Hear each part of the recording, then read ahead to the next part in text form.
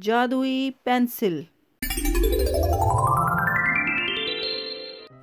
एक गांव में सुंदर नामी एक पेंटर रहता था। वो बहुत अच्छी तस्वीरें बनाया करता था।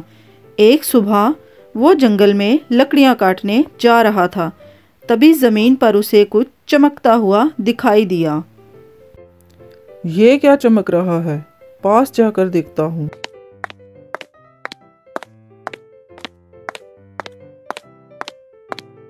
अरे, ये तो एक पेंसिल है, लेकिन ये इतनी चमक क्यों रही है? चमकती हुई पेंसिल को देखते देखते सुंदर को ख्याल आया कि उसने लकड़ियां भी काटनी हैं। तभी उसने पेंसिल को अपनी जेब में रखा और लकड़ियां काटने लगा। लकड़ियां लेकर जब वो घर पहुंचा तो उसने फिर से उस पेंसिल को निकाला। ओहो, ये कैसे हो सकता है? ये पेंसिल अभी तक चमक रही है। चलो लिख के देखता हूँ। और फिर सुंदर ने उस पेंसिल से पेंटिंग बनानी शुरू कर दी। सबसे पहले उसने एक सेब बनाया। पेंटिंग बनाते ही कुछ देर में सेब सच में ज़मीन पर गिर गया। सुंदर ये देखकर बहुत हैरान हुआ। फिर उसने एक कुल्हाड़े की पेंटिंग बनाई। पेंटिंग बनाते ही कुल्हाड़ा असली में बदल गया। सुंदर और भी ज़्यादा परेशान हो गया, लेकिन फिर उसको याद आया। ओ वाओ, ये एक जादुई पेंसिल है। सुंदर पेंसिल के मिलने पर बहुत खुश हो गया। अब वो अपनी ज़रूरत की हर चीज़ को पेंट करता और सच में पा लेता। ऐसे ही उसने घर की सारी ज़रूरियात को पूरा कर लिया और एक अच्छी ज़िंदगी गुजारने लगा। एक दिन वो बैठा सोच ही रहा था कि उसने तो घर में सारी ज़रूरत की चीज़ें पा ली हैं, लेकिन बहुत से लोगों को उनकी ज़रूरियात की चीज़ें भी नहीं मिलती। तो मुझे चाहिए कि मैं उनकी मदद करूं। तभी उसको अपना एक दोस्त याद आया जो कि गांव में रहता था और उसके बाबा भी बहुत बीमार थे। सुंदर ने सोचा कि मुझे उसकी हेल्प करनी चाहिए। तभी वो उससे मिलने उसके घर पर पहुंच गया।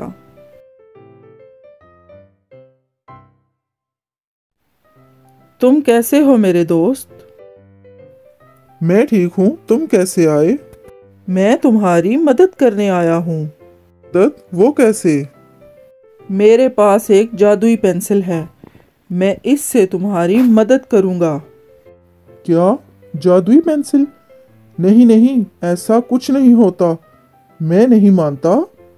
सुंदर ने उसको यकीन दिलाने के लिए एक आम की तस्वीर बनाई। तभी वो आम असली हो गया।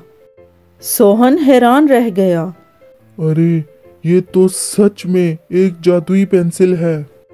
और ऐसे ही सुंदर ने सोहन की सारी ज़रूरियात पूरी कर दी और वहाँ से चला गया।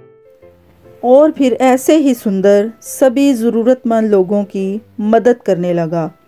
एक दिन गांव के कुछ लोग आपस में सुंदर की जादुई पेंसिल की बातें कर रहे थे। तभी पास खड़ा एक चोर ये सारी बातें सुन रहा था। जादुई पेंसिल के बारे में सुनकर वो बहुत हैरान हुआ और खुश भी। ओह वाओ, अब तो ये पेंसिल मैं लेकर रहूँगा और मैं इस दुनिया का सबसे अमीर आदमी बन जाऊँगा। एक दिन सुंदर किसी काम से जा रहा था। तभी उस आदमी ने सुंदर को अगवा कर लिया और अपने घर में कैद कर दिया। कौन हो तुम और मुझे यहाँ क्यों लाए हो? तुम्हें मेरा एक काम करना होगा, तभी मैं तुम्हें घर भेजूंगा। कौन सा काम? तुम मेरे लिए जादुई पेंसिल से एक सोने का पहाड़ बनाओगे। सुंदर ने एक पहाड़ की तस्वीर तो बनाई, लेकिन साथ ही साथ उसने एक नहर भी बना दी। देखते ही देखते नहर के उस पार सोने का पहाड़ बन गया। चोर ने सुंदर के हाथ से पेंसिल ली और चल पड़ा। पहाड़ की खुशी में कब उसके हाथ से पेंसिल गिर गई उसको पता भी ना चला। वो खुशी खुशी चल रहा था। तभी सुंदर ने पेंसिल को देख लिया। चोर जैसे ही कश्ती में बैठकर दरमियान में पहुंचा तो सुंदर ने जल्दी से एक बड़ी सी लहर बना दी। तभी देखते ही देखते लहर आई और उस आदमी को लपेट कर ले गई। ऐसे सुंदर ने पेंसिल को गलत हाथों में जाने से बचा लिया। जादुई बाल और खूबसूरत हंस। एक दफ़ा का जिक्र है, एक गांव में पूनम नामी एक औरत अपने शौहर सुरेश के साथ रहती थी। पूनम उम्मीद से थी, इसलिए उसका शौहर सुरेश उसका बहुत ख्याल रखता था। कुछ ही दिनों बाद पूनम ने एक बहुत ही प्यारी बच्ची को जन्म दिया। उसकी बेटी बहुत ज़्यादा खूबसूरत थी। उसके बाल बहुत ही प्यारे घुंघराले थे। सभी ख़ानदान वाले उसकी खूबसूरती से बहुत मायूस थे और वो उससे बहुत ज़्यादा प्यार करते थे। पूनम बहुत ही ज़्यादा खुश थी। बच्ची को पैदा हुए 2 दिन गुजर चुके थे। फिर वो अपने शौहर से बोली, हमने अभी तक अपनी बच्ची का नाम ही नहीं रखा, हम किस नाम से बुलाएंगे इसे? हाँ, तुम ठीक कह रही हो, क्यों ना हम इसका नाम मोहिनी रख दें। हाँ, ये बहुत प्यारा नाम है, आज से हम इसको मोहिनी ही बुलाएंगे। ठीक है। और फिर ऐसे उन्होंने अपनी बेटी का नाम मोहिनी रख दिया। मोहिनी अब 5 साल की हो चुकी थी, लेकिन उसके बाल उसकी उम्र से बहुत ज़्यादा बड़े थे। उसके बाल उसकी उम्र के सारे बच्चों से लंबे थे। वक्त गुजरने के साथ साथ मोहिनी और भी ज़्यादा खूबसूरत होती गई। अब वो 12 साल की हो चुकी थी और उसके बाल और भी ज़्यादा लंबे और घने हो चुके थे। एक दिन पूनम अपने शौहर से बोली, सुनिए जी, घर का खर्चा बहुत बढ़ गया है। मोहिनी के अखराजात बहुत ज़्यादा हैं, स्कूल की फ़ीस, किताबों का खर्चा और खाने पीने का। तो ऐसे तो काम नहीं चल रहा, क्यों ना मैं घर में कोई काम शुरू कर दूं? मुझे भी कोई काम करना होगा ताकि आपकी मदद हो सके। लेकिन पूनम, तुम कैसे करोगी? मैं घर में ही कपड़ों की सिलाई का काम शुरू करूंगी।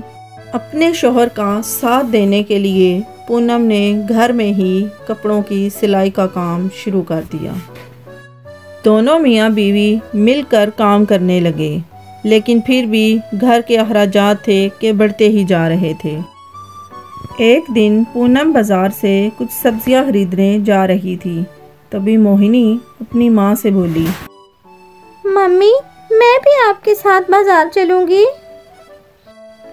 ओ मोहिनी, तुम थक जाओगी, तुम घर पे ही रहो, मैं जल्दी वापस आ जाऊँगी। नहीं मम्मी, मैं नहीं थकूंगी, प्लीज़ मुझे अपने साथ ले जाइए। पूनम मोहिनी को लेकर बाज़ार आ गई। बाज़ार आकर उसने घर का सारा सामान खरीदा। तभी मोहिनी की नज़र एक बहुत ही प्यारे हंस पे पड़ी। मोहिनी अपनी माँ से हंस को खरीदने की ज़िद करने लगी। मम्मी, ये हंस कितना प्यारा है, प्लीज़ ले दो। नहीं बेटा, रहने दो। नहीं माँ, मुझे ये चाहिए। मोहिनी की बहुत ज़्यादा ज़िद पे पूनम ने वो हंस खरीद लिया। दोनों माँ बेटी उसको लेकर घर आ गई। मोहिनी अब बहुत खुश थी। वो दिन रात उसी हंस के साथ खेलती रहती और दूसरी तरफ मोहिनी के बाल बहुत ही ज़्यादा लंबे हो चुके थे। ये देखकर पूनम अपने शौहर से, सुनिए जी, मोहिनी के बाल बहुत ही ज़्यादा लंबे हो गए, क्यों ना हम इसके बाल कट करवा दें? ऐसे तो बहुत मुश्किल हो जाएगी इसको। हाँ, तुम ठीक कहती हो, ये भी बहुत छोटी है और बाल तो बहुत लंबे हैं। कुछ ही दिनों बाद फिर इतने हो जाएंगे। सुरेश के कहने पर पूनम ने मोहिनी के बाल काट दिए। जैसे ही उसने बाल काटे, देखते ही देखते वो बाल चमकने लगे और सोने में बदल गए। ये देखकर वो सब तो हैरान रह गए। ये क्या, ये कैसे हुआ? मुझे भी नहीं समझ आ रहा ये। पूनम ने दोबारा मोहिनी के बाल काटे। जैसे ही बाल काटे, वो फिर से सोने में बदल गए। ये देखकर सुरेश और पूनम समझ गए थे कि मोहिनी कोई आम बच्चा नहीं है। पूनम ने मोहिनी के बालों को बांध दिया देखते ही देखते उन दोनों के हालात बदलने लगे। उनके पास बहुत सारी दौलत आ चुकी थी। उन्होंने अपना घर भी बदल लिया। अब जब भी उन्हें पैसों की ज़रूरत पड़ती तो वो मोहिनी के बाल काट लेते। चंद ही दिनों में उन दोनों के हालात बहुत ही बदल चुके थे। ये देखकर उनके हमसाए उनसे जलने लगे। अब वो लोग इनके घर का पहरा देने लगे। एक दिन जब पूनम अपनी बेटी के बाल काट रही थी तो तो इनकी अमीरी का ये राज है। ओ मेरे खुदाया, देखा तुमने, इनकी बेटी कोई आम नहीं, इसके बाल जादुई बाल हैं। देखा तुमने, जैसे ही बाल ज़मीन पे गिरे वो कैसे सोने में बदल गए हैं। हमें भी अमीर होना है भाई। ठीक है, मोहिनी को अगवा कर लेते हैं, ऐसे हम सारी ज़िंदगी के लिए अमीर हो जाएंगे। अगली रात वो दोनों मोहिनी को अगवा करने उसके घर पहुंच गए। उसके कमरे में पहुंचकर एक आदमी ने मोहिनी के मुंह पर हाथ रखा। मोहिनी की आंख खुल गई। उसने जैसे ही देखा तो उसके हाथ को दांतों से काटा और ज़ोर से चीखी। उसकी चीख सुनकर उसके माँ बाप उसके कमरे में पहुंच आए। उन्होंने देखा कि दो आदमी मुंह पर मास्क पहने मोहिनी को उठाकर ले जा रहे हैं। दोनों ने उनका पीछा करना शुरू कर दिया। घर के बाहर पहुंचकर वो बोले, रुक जाओ वहीं पर, एक कदम भी आगे बढ़ाया तो तुम्हारी बेटी को मार डालेंगे। तभी वहाँ पर हंस पहुँच आया। हंस ने दोनों के पाँव पर चोंचे मारनी शुरू कर दी, लेकिन दोनों ने मोहिनी को नहीं छोड़ा। तभी अचानक ही वो हंस एक परी में बदल गया। ये देखकर सभी हैरान रह गए। छोड़ दो इस लड़की को, वरना तुम दोनों के लिए अच्छा नहीं होगा। परी के ऐसा कहते ही दोनों बहुत डर गए और फौरन मोहिनी को छोड़ दिया। परी ने अपनी छड़ी से उन दोनों की यादाश्त भुला दी और दोनों को घर भेज दिया। उन दोनों के जाने के बाद पूनम और सुरेश परी से पूछने लगे,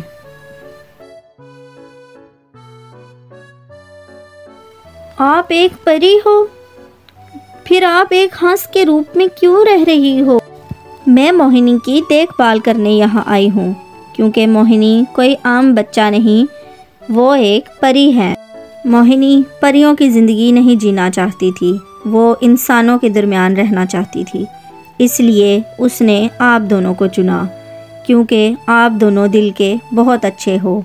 मोहिनी ने सोचा कि वो आप दोनों के साथ रहेगी तो उसके बालों का कभी भी गलत इस्तेमाल नहीं होगा। पहले मोहिनी के बाल बहुत छोटे थे, लेकिन जादुई बाल थे। अब उसकी सारी ताकतें ख़त्म हो चुकी हैं, लेकिन उसके बाल जादुई बाल हैं जो आप लोगों के बहुत काम आ सकते हैं। अब मोहिनी आप लोगों के साथ ही हमेशा रहेगी और मैं भी मोहिनी का ख्याल रखने के लिए यहाँ पर हर वक्त मौजूद रहूँगी। सुरेश और पूनम परी की बात सुनकर बहुत खुश हुए। उन्होंने कभी भी किसी को नहीं बताया कि मोहिनी एक परी है और ऐसे वो हमेशा मोहिनी के साथ खुश रहने लगे। कहानी अच्छी लगी हो तो लाइक और सब्सक्राइब करें। एक गांव में एक गरीब मज़दूर रहता था। वो एक अमीर आदमी के खेतों में दिन भर मज़दूरी करता था। दिन भर मज़दूरी करने के बावजूद भी अमीर आदमी उसको बस थोड़े से ही पैसे देता, जिसमें वो अपनी ज़िंदगी का गुसर बसर करता था। एक दिन जब वो ज़मीनों में काम कर रहा था, तभी उसको ज़मीन खोदते कुछ आवाज़ सुनाई दी। उसने बहुत आहिस्ता आहिस्ता मिट्टी को पीछे करना शुरू कर दिया। तभी उसको कुछ नज़र आया। वो समझा कि ये तो कोई ख़जाना है और उसे लगा कि अब उसकी किस्मत बदल जाएगी। उसने ज़मीन को खोदना शुरू कर दिया। फावड़े की मदद से उसने ज़मीन को बहुत ही आराम आराम और एहतियात के साथ खोदा, ताकि जो चीज़ नज़र आ रही है उसको कोई नुकसान ना पहुँचे। कड़ी मेहनत के बाद मज़दूर को एक बहुत बड़ा बर्तन मिला उस बर्तन को देखकर वो हैरान रह गया। बर्तन इतना बड़ा था कि 100 बंदों का खाना एक ही वक्त में पक जाता। मज़दूर बहुत दुखी हुआ क्योंकि उसने तो कुछ और ही सोच रखा था। ओह, इतनी मेहनत के बाद ये इतना बड़ा बर्तन मिला मुझे।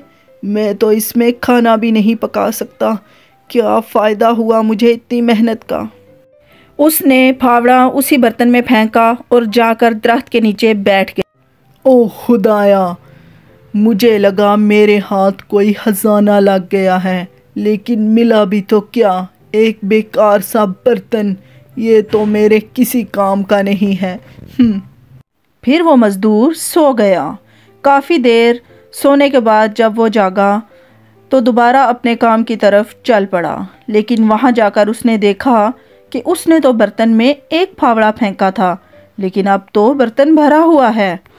वो ये देखकर हैरान रह गया। उसने इधर उधर देखा, लेकिन खेत में और कोई भी नहीं था। अरे, मैंने तो एक फेंका था, लेकिन ये बर्तन कैसे भर गया। फिर उसको एक तरकीब सूझी। उसने सारे फावड़ों को गिनना शुरू कर दिया। 99, 100। अरे वाह, ये तो पूरे 100 हैं। फिर उसने दोबारा से एक फावड़े को बर्तन में फेंका तो देखते ही देखते बर्तन फिर से भर गया। तभी मज़दूर समझ गया था कि ये एक जादुई बर्तन है। ओह, ये एक जादुई बर्तन है। ये मुझे अमीर बना देगा। ये सोचकर मज़दूर उस बर्तन को घर ले आया और आकर एक फावड़े को उसमें फेंका। तभी वो सारा भर गया। इसी तरह मज़दूर ने अपना एक कारोबार शुरू कर दिया और उसने अमीर आदमी के घर काम करना छोड़ दिया। अमीर आदमी को जब बर्तन के बारे में पता चला तो वो मज़दूर के घर आ गया। ए मज़दूर, मेरा जादुई बर्तन वापस कर। लेकिन सर, वो मुझे मिला है। वो मेरे खेत से मिला है, इसलिए वो बर्तन भी मेरा हुआ, समझे तुम। अमीर आदमी ने उस मज़दूर को धक्का दिया और बर्तन उठाकर घर ले गया। घर आकर उसने बर्तन में सोना, चांदी और पैसे सब कुछ डालने शुरू कर दिए। तभी वो 100 की तादाद में बनकर निकलने लगे। अरे वाह, बहुत जल्द मैं दुनिया का सबसे अमीर आदमी बन जाऊंगा। हा हा हा। जादुई बर्तन के किस्से बादशाह तक भी पहुंच चुके थे। तभी बादशाह अपने सिपाहियों के साथ अमीर आदमी के घर आ पहुंचा। ओए आदमी, मैं इस रियासत का बादशाह हूँ, इसलिए इस जादुई बर्तन पर सिर्फ और सिर्फ मेरा हक है। बादशाह ने आदमी को धक्का देकर नीचे गिरा दिया और बर्तन को लेकर अपने महल पहुंच गया। बादशाह बहुत लालची था, इसलिए उसने अपने सिपाहियों को हुक्म दिया कि महल का सारा सोना बर्तन में बारी बारी डालकर ज़्यादा कर दिया जाए। सिपाहियों ने भी ऐसा ही किया।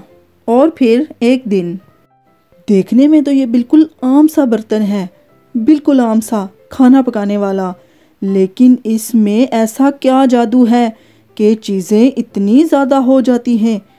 कुछ तो ऐसा होगा, ये मुझे इसके अंदर जाकर पता ही करना होगा कि आखिर क्या राज है इसमें। हाँ, मैं इसके अंदर ही जाऊंगा। और फिर बादशाह बर्तन के अंदर चला गया। वो बर्तन को कभी खरोचता और कभी खटखटाता, लेकिन उसको कुछ भी उस बर्तन में खास नहीं मिला। हाँ, इसमें तो कुछ खास नहीं, ये तो बस आम सा बर्तन ही है। लेकिन अचानक उस बर्तन में बहुत से बादशाह नज़र आने लगे। देखते ही देखते बर्तन भर चुका था। ओह, ये कैसे हो सकता है? ये बर्तन मेरे जैसे इतने बादशाह कैसे बना सकता है? सारे बादशाह बर्तन से बाहर निकलकर एक साइड पर खड़े हो गए। तभी असली बादशाह एक साइड पर अकेला खड़ा हुआ और बोला कि मैं हूँ असली बादशाह और इस कुर्सी का मैं असल मालिक हूँ। तभी सारे बादशाह कुर्सी की तरफ चल पड़े। बादशाह बहुत डर गया और वो भागकर फ़ौरन अपनी कुर्सी पर जा बैठा।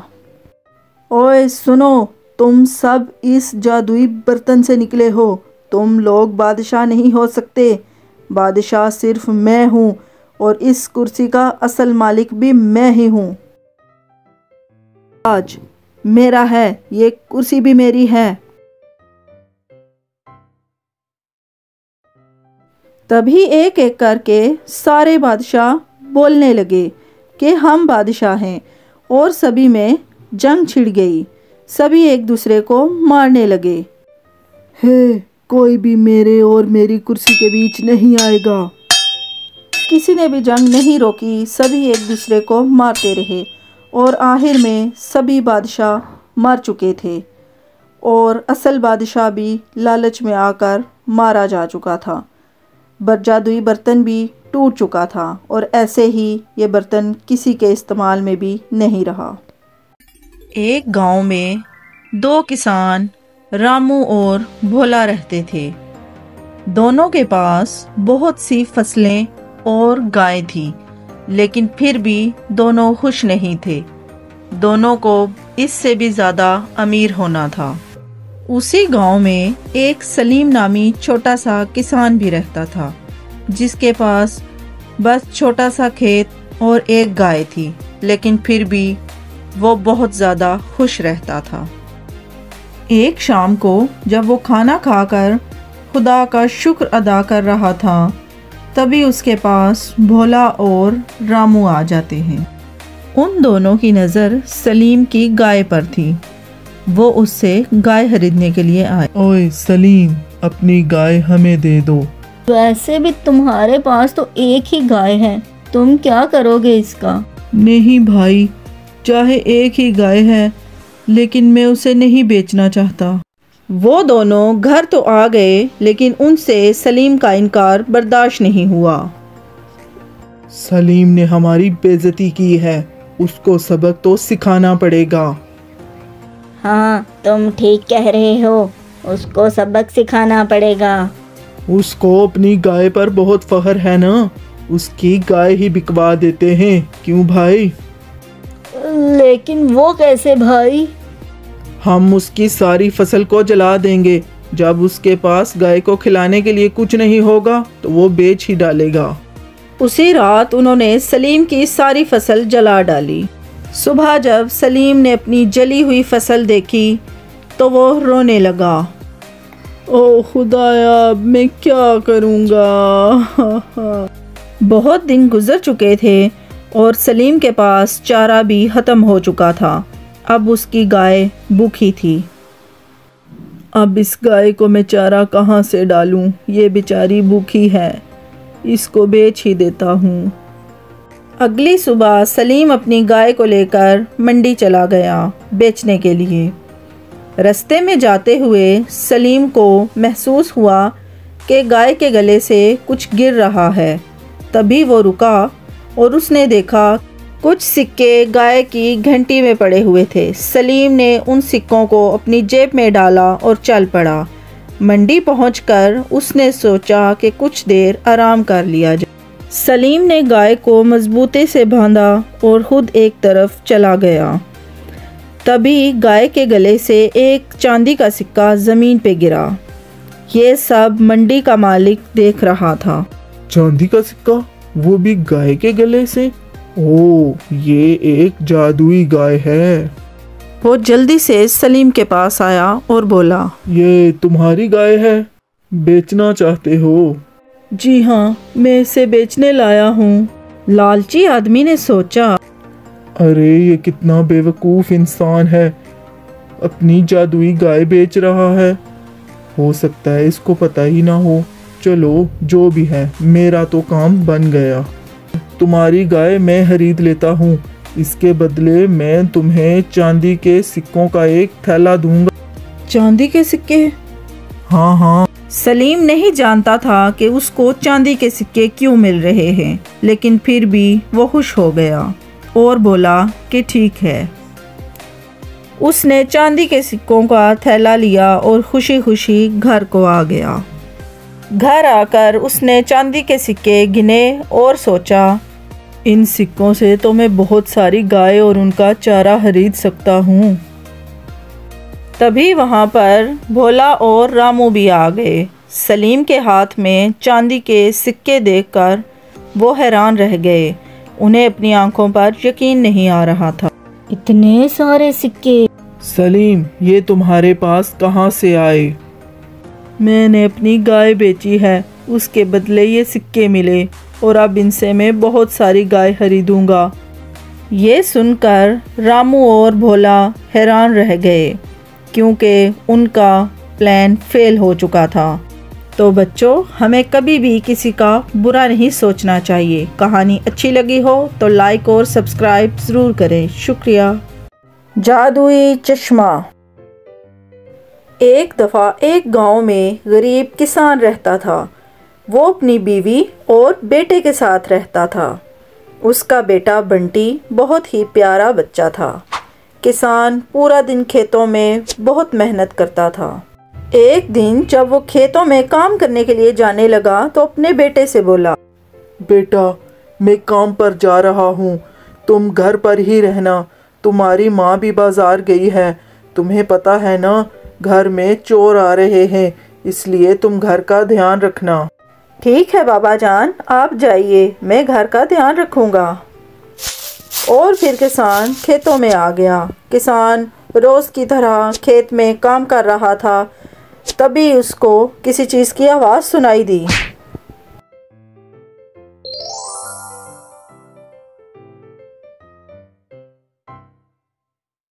अरे, ये तो एक संदूक है। ज़रूर इसमें कोई कीमती चीज़ होगी। वाह, मेरी तो किस्मत ही बदल जाएगी। अरे, ये तो एक चश्मा है। मैं इसका क्या करूँगा? ओ खुदाया, मेरी सारी मेहनत ज़ाया हो गई। क्या मिला मुझे? किसान उस संदूक को एक साइड पर रख कर दोबारा अपने काम पे लग गया। वो परेशान हाल में काम कर रहा था। तभी उसका बेटा वहाँ पर आया। बाबा जान, आप आराम कर लें, मैं काम करता हूँ। अरे हाँ बेटा, मैं वाकई बहुत थक गया हूँ, कुछ देर आराम कर लेता हूँ। ठीक है, तुम एहतियात से काम करना। किसान दरख्त के नीचे आराम करने लेट गया। वो बार बार उसी चश्मे को देख रहा था। तभी उसने सोचा, ये चश्मा तो बस मुझे धूप से ही बचा सकता है। चलो मैं इसे पहन कर देखता हूँ। उसने जैसे ही चश्मा पहनकर अपने बेटे को देखा तो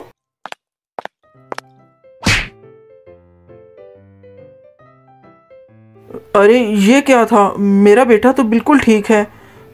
चलो फिर से लगा के देखता हूँ। चश्मा लगाते ही फिर से उसने वही मंजर देखा।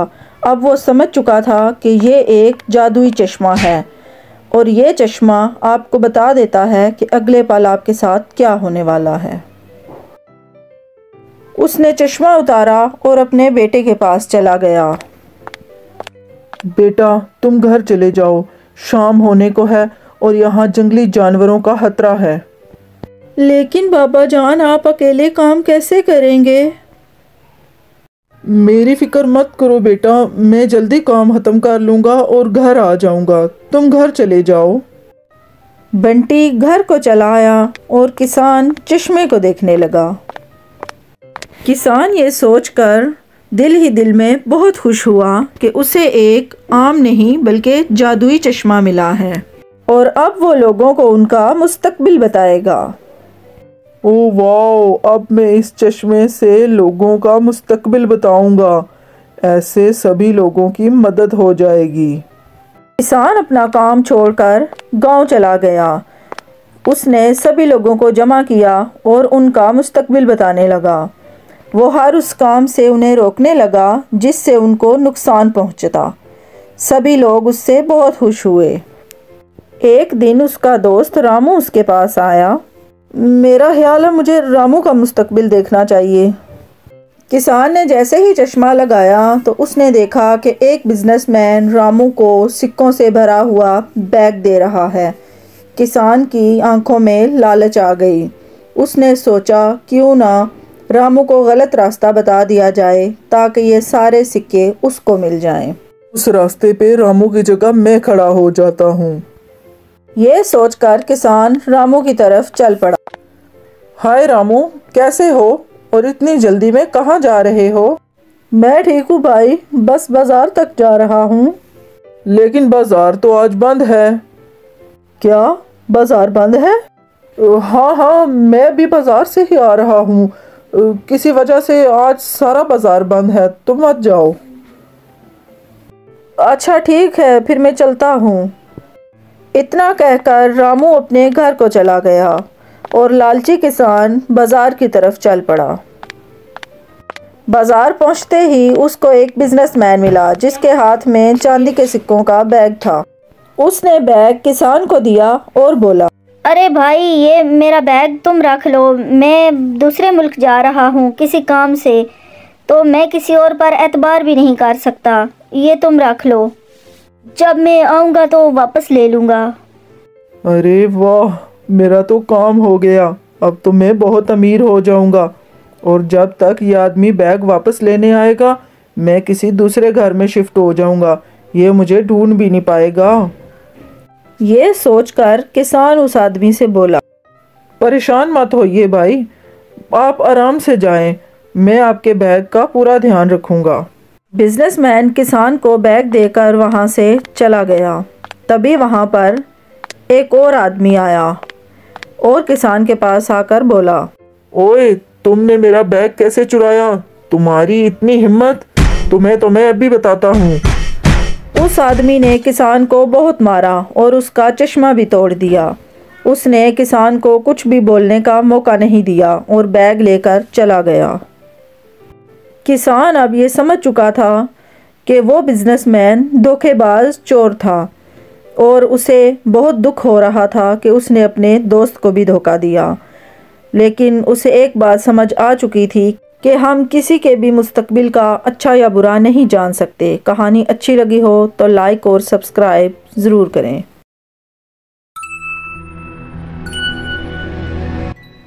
ओए बच्चों, चलो जाओ यहाँ से। अब मैं तुम्हारे माँ बाप को शिकायत कर दूँगी। दिमाग ख़राब करके रखा हुआ है, पूरा दिन शोर करते रहते हैं। अरे बच्चों को क्यों डांट रही हो? अब बच्चे नहीं खेलेंगे तो क्या हम बड़े खेलेंगे? आप मत बोलिए बीच में। मुझे बच्चों की आवाज़ें सुन सुनकर तकलीफ़ होती है।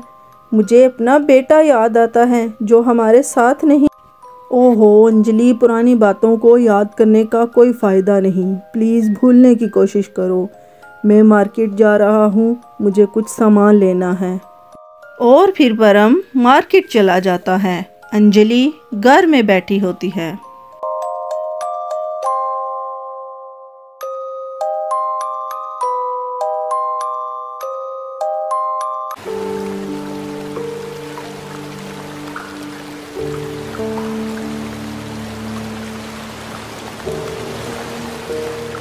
अंजलि, क्या हुआ तुम्हें? बोलो। जी क्या हुआ? तुम यहाँ क्यों सो रही हो? क्या हुआ है तुम्हें? तुम ठीक तो हो ना?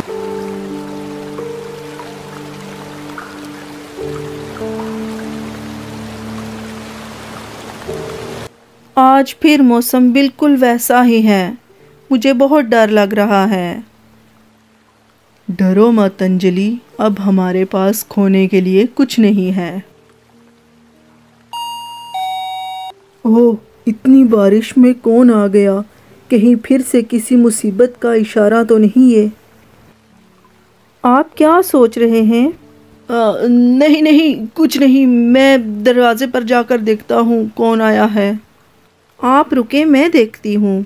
नहीं, तुम बैठो, मैं देखता हूँ।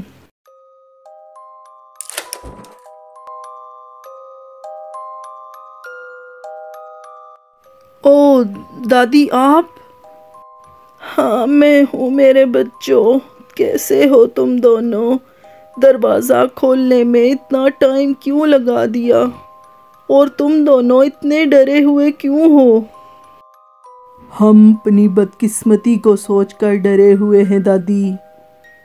कैसी बदकिस्मती बच्चों? क्या तुम लोग किसी मुसीबत में थे? और मेरा छोटा चैंपियन कहाँ है? कहीं पर दिखाई भी नहीं दे रहा। प्लीज़ बैठिए दादी माँ, फिर हम आपको सब कुछ बताते हैं।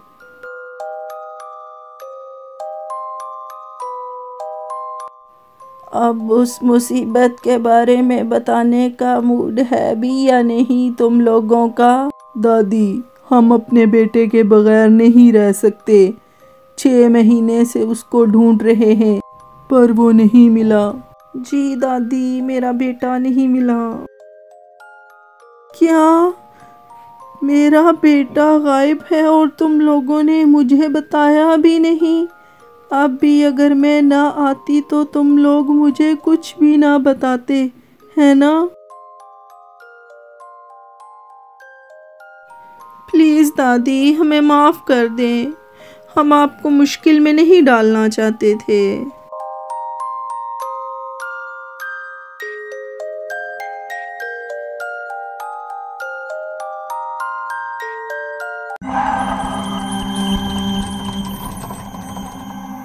क्या हुक्म है मेरे आका? हे जादुई जग, परम और अंजलि की मदद कर। जी ज़रूर मेरे आका, आप बताइए मुझे क्या करना है। 6 महीने से इनका बेटा गायब है। ये नहीं जानते कि इनका बेटा कहाँ चला गया। तो इनके बेटे को घर वापस ले आ। जी ज़रूर मेरे आका, मुझे इनकी मदद करके बहुत खुशी होगी। बस इन दोनों को एक काम करना है, मुझे पानी से पूरा भर दें और जहाँ इनका बेटा गुम हुआ है वहाँ पर थोड़ा थोड़ा पानी करके गिराएं। हाँ, हम करेंगे। परम, जैसा जग ने कहा है वैसे ही करना। जी दादी माँ। परम ने जैसे ही जग में से पानी को गिराना शुरू किया तो देखते ही देखते उसका बेटा सामने आ गया। परम और अंजलि अपने बेटे से मिलकर बहुत खुश हुए। परम ने दादी माँ का और जग का बहुत बहुत शुक्रिया अदा किया। कहानी अच्छी लगी हो तो लाइक और सब्सक्राइब ज़रूर करें। विशाखापुर के एक गांव में सुरेश नामी एक आदमी रहता था। वो एक स्कूल टीचर था। उसको टीचिंग बिल्कुल भी पसंद नहीं थी। वो किसी और नौकरी की तलाश में था। उसकी एक बीवी और एक छोटा सा बच्चा भी था। वो अपनी बीवी और बच्चे के साथ रहता था। एक दिन जब वो स्कूल जाने लगा तो उसकी बीवी बोली, सुनिए, आप 2 साल से एक ही काम कर रहे हैं, कोई और नौकरी तलाश कीजिए ना। घर के हालात बिल्कुल भी ठीक नहीं, अखराजात बहुत ज़्यादा बढ़ गए और आपकी आमदनी उतनी ही है। मैं समझ सकता हूँ, मैं भी क्या करूँ। मैं बहुत कोशिश कर रहा हूँ लेकिन कोई वैकेंसी ही नहीं मिल रही। तो फिर आप कोई और काम देख लीजिए ना। आने वाले वक्त के लिए बहुत मुश्किल हो जाएगा। ऐसा कैसे चलेगा? तुम परेशान मत हो, मैं कुछ करता हूँ। इतना कहकर सुरेश घर से निकल पड़ा। लेकिन पूरे रास्ते वो एक ही बात सोचता रहा कि अपनी आमदनी को कैसे बढ़ाया जाए। ये मसला ऐसे ही हल नहीं होगा, मुझे कुछ ना कुछ तो करना पड़ेगा। स्कूल जाकर कुछ सोचता हूँ। Good morning sir. Good morning बच्चों। सुरेश जैसे ही कुर्सी पर बैठा, कुर्सी टूट गई और वो नीचे गिर गया। ये देखकर सारे बच्चे हंसने लगे। सुरेश जानता था कि ये काम क्लास के बच्चों का ही है। वो बच्चों पर बहुत नाराज़ हुआ। उसका गुस्सा देखकर सारे बच्चे खामोशी से बैठ गए। उस दिन क्लास में पूरा दिन सुरेश ने खड़े होकर बच्चों को पढ़ाया। छुट्टी के बाद सुरेश ने कुर्सी को अपने कंधे पे रखा और मिस्त्री के पास ले गया। मिस्त्री को कुर्सी देकर फिर वो अपने घर की तरफ चला गया। अगली सुबह वो अपनी कुर्सी को वापस लेने के लिए दुकान पर पहुंचा। भाई, आपने मेरी कुर्सी ठीक कर दी। मुझे माफ़ कर दो भाई, मैं कुछ बिज़ी था इसलिए तुम्हारा काम नहीं कर सका। ओह नहीं, क्या मुझे आज भी कल की तरह पूरा दिन बच्चों को खड़े होकर पढ़ाना पड़ेगा? अरे नहीं नहीं भाई, आप एक उस्ताद हो, आपको मैं कैसे खड़े रहने दे सकता हूँ। मैंने कल ही एक नई कुर्सी बनाई है, आप उसे ले जाइए। और जब मैं आपका काम पूरा कर दूंगा तो आप मुझे मेरी कुर्सी वापस दे जाना, ठीक है? लेकिन अरे नहीं भाई, आप ले जाइए। दुकानदार के बार बार इसरार करने पर सुरेश वो कुर्सी ले आया। क्लास के सभी बच्चे नई कुर्सी देखकर हैरान रह गए, क्योंकि उन्हें लग रहा था कि आज भी सर को खड़े होकर पढ़ाना पड़ेगा। स्कूल की छुट्टी होने के बाद बच्चों ने आपस में फिर एक प्लान बनाया। उन्होंने सुरेश की कुर्सी को तोड़ दिया और सुबह जब सुरेश क्लास में पहुंचा तो कुर्सी पर बैठते ही सुरेश फिर से नीचे गिर गया। क्लास के सभी बच्चे ज़ोर ज़ोर से हंसने लगे।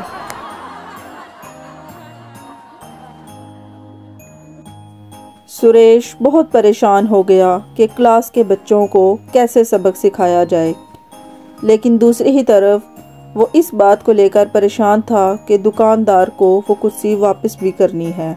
वो दुकानदार से वादा करके आया है, तो अब उसको क्या जवाब देगा? ओह नहीं, दुकानदार ने मुझ पे इतना एतबार किया, मुझे अपनी नई कुर्सी दे दी। अब मैं उसको ऐसी हालत में कैसे वापस करूँगा? वो क्या सोचेगा? सुरेश बहुत देर तक सोचता रहा, लेकिन उसको कुछ भी समझ में ना आया। फिर उसने फैसला किया कि वो इस कुर्सी को वापस कर देगा। ऐसा करता हूँ, ये कुर्सी देकर अपनी वापस ले आता हूँ, दुकानदार से सॉरी भी कर लूँगा और इसके बदले उसको पैसे भी दे दूँगा। सुरेश इन्हीं सोचों में गुम अपने घर को चला गया। घर में भी उसे यही बात सताती रही और वो पूरी रात सो ना सका। अगली सुबह जब वो स्कूल जाने लगा तो रास्ते में वही दुकानदार उसको मिला। हाय सुरेश भाई, कैसे हो आप? और मेरी कुर्सी अच्छी तो है ना? हाँ हाँ, बहुत अच्छी है। क्या हुआ भाई, क्या आपको मेरा काम पसंद नहीं आया? अरे नहीं नहीं भाई, आपकी कुर्सी बहुत अच्छी है, मुझे बहुत अच्छी लगी। अरे भाई, ये तो आपका प्यार है जो आप इतना कह रहे हो। आपके हाथों में तो जादू है भाई, बहुत आरामदेह कुर्सी है। बहुत शुक्रिया भाई मेरे काम को सराहने के लिए। अब आप भी जाइए, मेरी वजह से आपको देर हो रही। ठीक है भाई, मैं चलता हूँ। सुरेश जब स्कूल पहुंचा तो कुर्सी को देखकर हैरान हो गया। जो कल टूटी हुई थी वो आज सही सलामत अपनी जगह पर थी। वाह, ये कैसे हो सकता है? कल तक तो ये कुर्सी बिल्कुल टूटी हुई थी, आज जुड़ कैसे गई? सुरेश ने क्लास के सभी बच्चों से कुर्सी के बारे में पूछा, लेकिन बच्चों ने साफ इनकार कर दिया। सुरेश काफ़ी देर तक खड़ा इसी बात को सोचता रहा। बहुत देर सोचने के बाद, ओह खुदाया, ये तो कोई मौजज़ा है, ये तो कोई जादू हो गया मेरी ज़िंदगी में।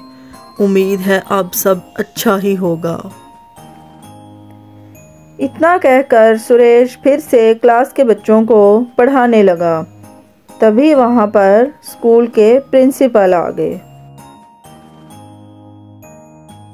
सुरेश, मैं आपसे कुछ कहना चाहता हूँ। जी सर, बोलिए। बच्चों के वालिदैन आजकल आपकी कंप्लेन कर रहे हैं। लेकिन कैसी कंप्लेन सर? अरे नहीं सर, मैं तो मजाक कर रहा हूँ। मैं आपके काम से बहुत खुश हूँ, आप बहुत अच्छा काम कर रहे हैं, इसलिए मैंने सोचा कि मैं आपको अपने दूसरे स्कूल में ट्रांसफ़र कर दूँ। लेकिन सर, मैं ये सब कैसे मैनेज करूँगा? दूसरे स्कूल की टाइमिंग तो शाम को है, तो सुबह को आप इधर पढ़ाना और शाम को दूसरे स्कूल में। इस तरह आपको डबल तनख्वाह दी जाएगी। क्या सच में सर? तो फिर ऐसे है कि आप क्लास के बाद मुझसे मिल लेना और जो कोई भी मसला हुआ मुझे बता देना। प्रिंसिपल की बात सुनकर सुरेश बहुत ज़्यादा खुश हो गया। डबल शिफ्ट का मतलब डबल सैलरी और डबल सैलरी का मतलब सारी मुश्किलों का हल। सुरेश ये सोचकर बहुत खुश हो गया और जाकर अपनी कुर्सी पे बैठ गया। वाह, ये दिन मेरे लिए कितना लकी है। सारी परेशानियों का हल अपने आप ही निकल रहा। अब तो मैं बहुत खुश रहूँगा। अगले दिन से ही सुरेश ने शाम वाली शिफ्ट पे स्कूल में पढ़ाना शुरू कर दिया और साथ ही साथ घर पे बच्चों को ट्यूशन भी देने लगा। सुरेश और उसकी बीवी अब बहुत अच्छी ज़िंदगी गुजार रहे थे। वो आपस में बातें कर रहे थे, तभी उसको याद आया। मुझे माफ़ कर दीजिए भाई, मैं आपकी कुर्सी देना तो भूल ही गया। ये लीजिए। जी, मुझे भी माफ़ कर दीजिए, मैंने भी आपकी कुर्सी वापस नहीं की। कोई बात नहीं। आपकी ये कुर्सी मेरे लिए बहुत लकी साबित हुई। मेरी बहुत सी परेशानियां हल हो गई। और फिर भी आप इसे मुझे वापस करने आ गए। मुझे वो सब मिल गया जो मैं चाहता था, अब और कुछ नहीं चाहिए। लेकिन लालच की तो कोई हद ही नहीं है। जी, आपने ठीक कहा, लेकिन लालच और ज़रूरियात में फ़र्क होता है। मेरी ज़रूरियात पूरी हो गई और मैं लालची नहीं हूँ। तो फिर तो यह कुर्सी आपकी हुई। आप इसे अपने घर ले जाइए। क्या मतलब है आपका? क्या आपको इस कुर्सी की पावर का नहीं पता? हाँ, जानता हूँ, ये जादुई कुर्सी है। हाँ मेरे दोस्त, लोग मुझसे इस कुर्सी को लेकर जाते हैं और जब उनको इसकी पावर का पता चलता है तो वो मुझे वापस ही नहीं करते और फिर ये कुर्सी अपने आप मेरे पास आ जाती है। तुम पहले इंसान हो जो इस कुर्सी को मेरे पास वापस लेकर आए हो, इसलिए अब ये तुम्हारी हुई। लेकिन मैं तो इसको इसलिए लकी समझता हूँ क्योंकि इसके आने से मेरी सारी परेशानियाँ हल हो गई। ये तो सच में जादुई कुर्सी है। हाँ, ये एक जादुई कुर्सी है। ये सब लोगों की ख्वाहिशात को पूरा करती है और अब तुमने मेरा काम पूरा कर दिया। ये उसी को मिलनी थी जो लालची ना हो और तुम एक लालची इंसान नहीं हो, इसलिए ये कुर्सी तुम्हारी हुई। अब तुम इस कुर्सी के मालिक हो तो हमेशा इसका अच्छा ही इस्तेमाल करना। सुरेश कुर्सी का मालिक बनने पर बहुत खुश हो गया। उसने दुकानदार का शुक्रिया अदा किया और कुर्सी को घर ले आया। ऐसे ही सुरेश के दिन अच्छे से अच्छे होते गए, लेकिन उसने कभी भी कुर्सी का गलत इस्तेमाल नहीं किया। कहानी अच्छी लगी हो तो लाइक और सब्सक्राइब ज़रूर करें।